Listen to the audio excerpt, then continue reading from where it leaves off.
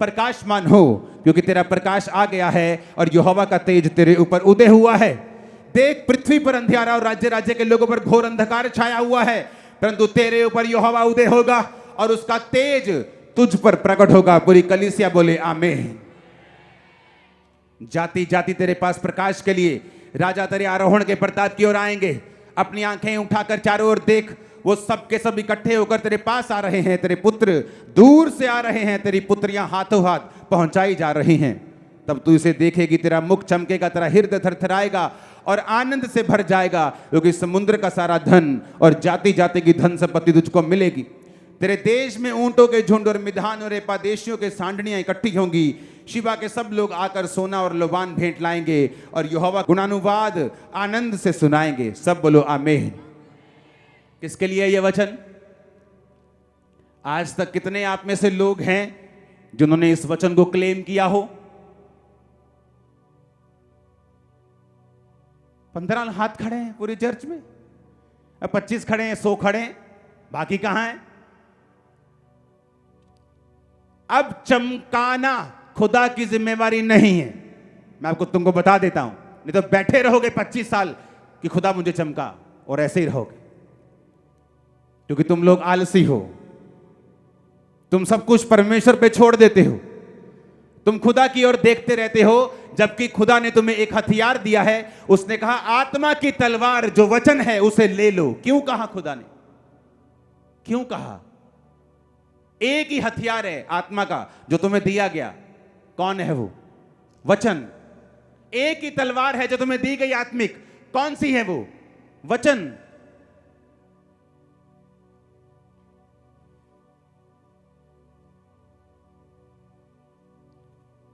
प्रभु मुझे मेरा कुछ कर, प्रभु तू कर दे, नहीं मेरा कुछ है, प्रभु मेरा कुछ कर दे। कितनी बार तुमने वचन में वचन खोल के ऐसे सामने अपनी पर्सनल प्रेयर में आपने ये वचन खोला हो और बोला हो उठ प्रकाशमान हो, क्योंकि तेरा प्रकाश आ गया। खुदावन मैं इस वचन को क्लेम करता हूं, ये मेरे लिए मेरे परिवार के लिए, उठ और प्रकाशमान हो।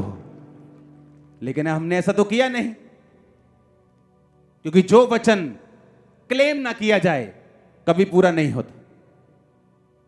संविधान में लिखा है अगर आपके घर की रजिस्ट्री आपके नाम पर है, आपका घर आपका है, तो कोई उस पर कब्जा नहीं कर सकता। क्या कर सकता है? अगर आप 2 महीने के लिए घर से चले जाएं कर सकता है। चलो ये है कि अगर आप फॉरेन चले जाएं और 10 साल के बाद आए तब कर सकता है, कोई नहीं कर सकता। संविधान में लिखा है, पर कब्जे होते हैं। पता है बंदा फॉरेन चला गया, हाँ फलाने के घर में, लोगों के, हमारे नहीं, लोगों के घर में, हाँ कब्जे होते हैं। फिर वो आते हैं, केस लड़ते हैं, उसको बाहर निकालते हैं। बिना केस लड़े उनको वो बाहर नहीं निकाल सकते। तुम कैसे सोचते हो कि तुम शैतान पर केस नहीं करोगे, बीमारी पर केस नहीं करोगे, तकलीफों के ऊपर केस नहीं करोगे, बेचारों की तरह रोते रहोगे और प्रभु को कहते रहोगे कुछ कर? उसने कहा मैंने तुम्हें वचन का हथियार दिया है, तलवार दी है, बैठ जाओ। यीशु मसीह को वचन दिया गया, पुस्तक दी गई, और यीशु मसीह को उस वचन की पुस्तक देने के बाद उनको पढ़ने के लिए बोला गया। क्या पढ़ा उन्होंने? यहोवा का आत्मा। कहां लिखा था वो? यही यशाया उसकी 61 बात में, यहोवा का आत्मा, क्योंकि उसने कंगालों को सुसमाचार सुनाने के लिए मेरा अभिषेक किया। और परमेश्वर कह रहे हैं उसने अंधों को दृष्टि पाने का, कुछ लोगों को छुड़ाने का।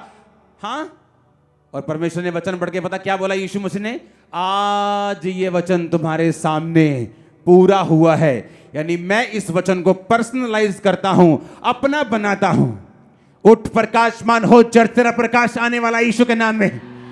तेरा प्रकाश आ गया यीशु मसीह के नाम में।